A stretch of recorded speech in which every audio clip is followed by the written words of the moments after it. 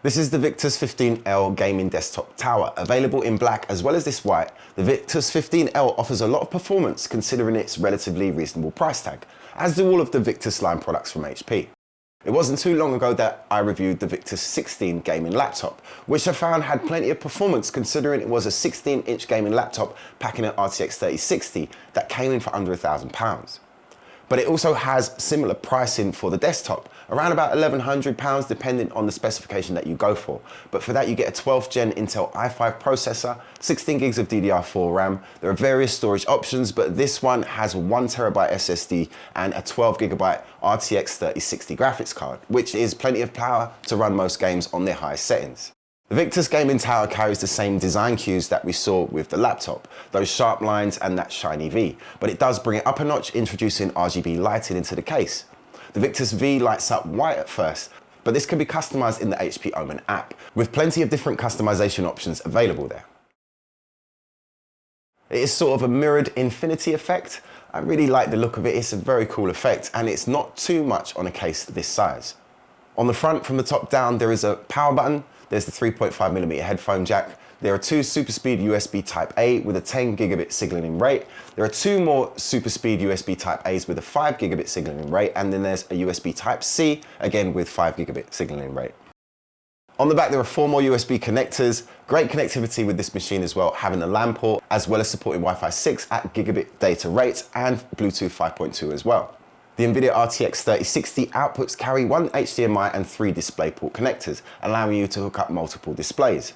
At the bottom, there is a 500 watt, 80 plus bronze certified power supply, and right at the top, we have the audio outputs. Overall, I really like the design. It's attractive and compact. There's not too much RGB going on, but what is there is very nice and has a really cool effect. I think it's just a really nice object just to be having sitting on your desktop. But let's load it up with some games and see how it does.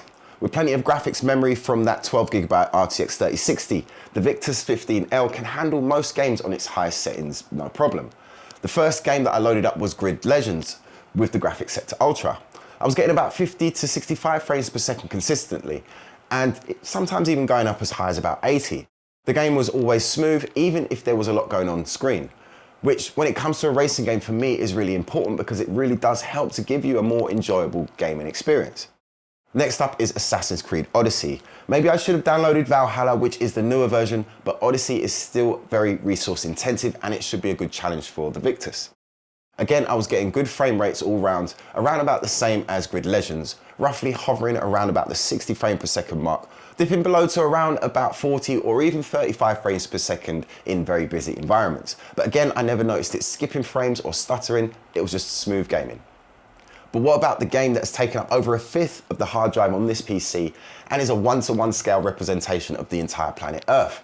Of course, I'm talking about Microsoft Flight Simulator, which has a reputation of being able to challenge even the most powerful PCs on their high settings. Now, usually I would like to be able to achieve around about 60 frames per second on a game on its high settings. But with Microsoft Flight Simulator being so demanding, I would be happy to achieve 30 frames per second with this game on Ultra. At least that would make it playable. And with a game like Microsoft Flight Simulator, you don't necessarily need to have ultra high frame rates. With Grid Legends, it's good to have the extra frame rate as you're going 3 abreast into a corner, but with Microsoft Flight Simulator, it's a far more chilled out game, so 30 frames per second on Ultra would be great.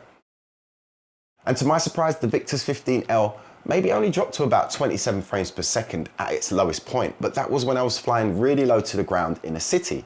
If you fly high up in the sky, then it was easily pushing 50 or even 60 frames per second. For me, it's a pretty impressive performance from the Victus 15L. You are getting buckets of performance for what is a relatively affordable price. I would imagine it would be quite difficult to build a PC of a similar specification for the price that HP are asking for it. The only real criticism I have of this device is the airflow. After a while of playing, you can put your hand on the side and you can feel the heat. I feel that maybe it would even benefit performance-wise if it had a little bit more airflow coming through the case. Other than that, I really think that it's a great little package. It's affordable, it's compact, it's attractive, and it's powerful. And that's it from me for today for Pocket-lint. I hope you enjoyed this video. If you did, please leave us a like, leave us a comment, and I'll speak to you in the next video.